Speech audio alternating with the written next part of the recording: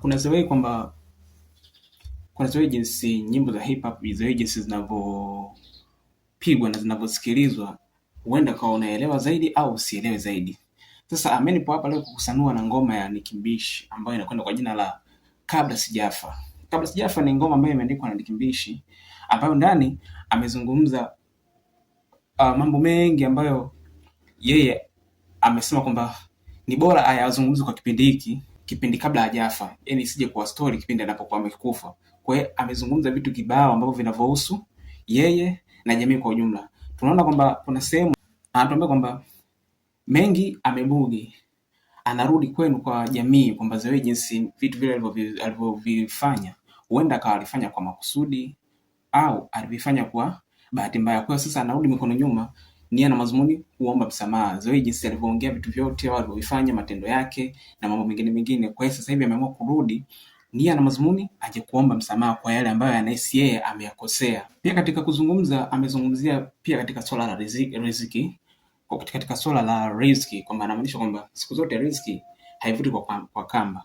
Anachomaanisha kwamba Mwenyezi Mungu pekee ndio ambaye anaweza kutoa riziki au akakunyima kulingana na nafasi yako na nafasi yake yeye pia. Kwa hiyo unapomwona mtu tayari yupo katika level fulani ya kiuchumi au katika swala lolote ile, basi wewe haikupasi uanze kujiuliza kwamba imekwaje mtu mpaka amefikia katika hatua hii, au uanze kuwa na roho ambayo ya kukunja kwamba kwa nini wewe katika level hii afu mimi sipo kule. Anachomaanisha kwamba riziki haivuti kwa kamba. Kwa hiyo kwamba Mungu anapokuandikia riziki muda saa dakika yote tu yeye ambaye akiwa anatamani basi itakufikia. Pia amezungumzia kwamba kutokana na riziki hiyo isifikie tu mpaka sisi tukaje tukauana, kwa sababu mwisho siku kwamba wewe utakaoniwa mimi au ziweje si mimi nitakavyokufa nitapikwa sanda ambayo unaweza ukanichukulia kama maskini fulani, na wewe ambao utakayozikwa kwa kutumia suti uliokuwa nayo usijichukulie kwamba ni tajiri. Usijichukulie kwamba wewe ni tajiri. Hii inamaanisha kwamba wewe ulovaa suti ukaenda ukazikwa na mimi nilovaa sanda ukaenda ukazikwa au nikaenda nikazikwa, it means kwamba tunakwenda katika safari moja. Kwa hiyo sanda na suti mwisho siku vinakuwa ni vitu vinavyofanana, kwa sababu wote tunaenda katika shimo, wote tunaenda katika udongo. Kwa hiyo hakuna haja kujiona wewe upo katika level fulani ambayo ni ya juu kuliko mwingine. Yaani amezungumzia katika baadhi ya maovu. Leo hii tunaona kwamba huenda tuchukulie kwamba jambazi anafariki aidha kwa kuuliwa au kwa kufa yeye mwenyewe, lakini bado anakuja anaombewa akalale pema. Yaani kutokana na shughuli zake zile zote anazozifanya ni haramu, lakini akifa anaombewa akalale pema. Nini maana yake? Kwamba huenda kwa huyu jambazi kupitia shughuli yake ile kuna watu nyuma yake wanamtegemea, ikiwa familia, ndugu, jamaa na marafiki.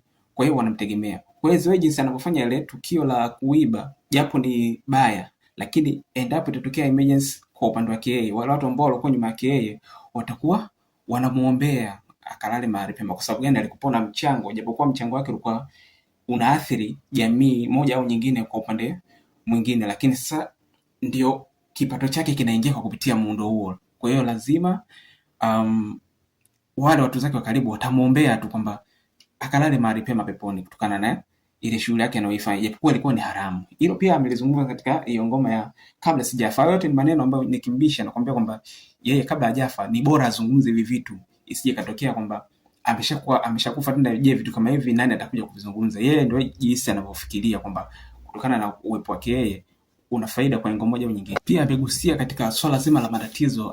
Anasema kwamba matatizo pia ni sehemu katika maisha, ndio. Kwa hiyo kwake sio jambo geni matatizo yanapokuja kumvagaa, kwa sababu ni kitu ambacho amesha experience tangu kipindi hicho mpaka leo hii. Yeye matatizo sio mtu wa kusema eti kwamba aanze tena kuyaogopa au kuyafanyaje, hapana. Kwa hiyo matatizo pia ni sehemu katika maisha. Hayo yote yanapatikana katika hiyo ngoma ya Kabla Sijafa.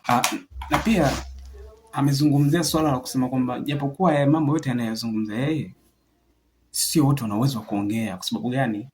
Anakuambia kwamba sema tu ujikute hauna meno. It means kwamba kuna watu ambao hawaga untouchable, ukiwagusa tu basi huenda ukapoteza maisha au swala lolote baya likakukuta. Kwa hiyo yeye ameamua kuzungumza. Kwa hiyo lolote likatokea kwa upande wake kama amejisacrifice kwamba fresh, lakini kwa wengine ambao wanaogopa kwamba endapo watazungumzia swala kama hili watajikuta kwamba hawana meno au watauawa, watakuta kukutana na adhabu kali na vitu vingine kutokana na mkono ambao watu wanashikilia hilo swala, afu wewe ndio kalisemea, na kwa kama ni kitu ambacho sio, kwa watu wanachukulia kama unawa abuse, lazima watakushughulikia kutokana na hicho unachokiongea.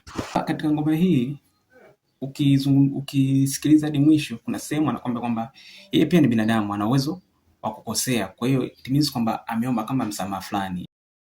Mimi ni binadamu na naweza kukukera kwa utovu nidhamu, ufahamu mbovu kwenye sera, usiufuate upepo kama bendera, nisamee ili kesho tufanye sherehe ya heri. Yaani anachokizungumzia au anachokifocus hapa kwamba hivi vyote anavizungumzia kabla yeye hajafa, isije katokea ameshakufa hivi vitu kabla hajavisema. Kwa hiyo amekuja mwishoni huko amesema kwamba yeye ni binadamu, pia ana uwezo wa kukosea, na kutokana na makosa yake basi asamehewe. Mwisho wa ngoma anazungumzia swala hilo la kuomba kama msamaha fulani. Huyo ni Nicki Mbishi, ngoma inaitwa Kabla Sijafa. Unaweza kaitafuta ukaisikiliza vizuri kwa undani, utagundua ni jinsi gani Nicki Mbishi alikuwa ni mwandishi mzuri na ameamua kudeliver message nzuri kwa audience yake au katika society, na ni nzuri kweli kweli, kwa sababu amezungumza vitu vingi ambavyo vinatakiwa vizungumzwe katika jamii. Sasa yeye ameona ni bora azungumze kabla hajapotea katika uso wa dunia, yani anamaanisha kwamba kabla hajafa ameamua kuvizungumza.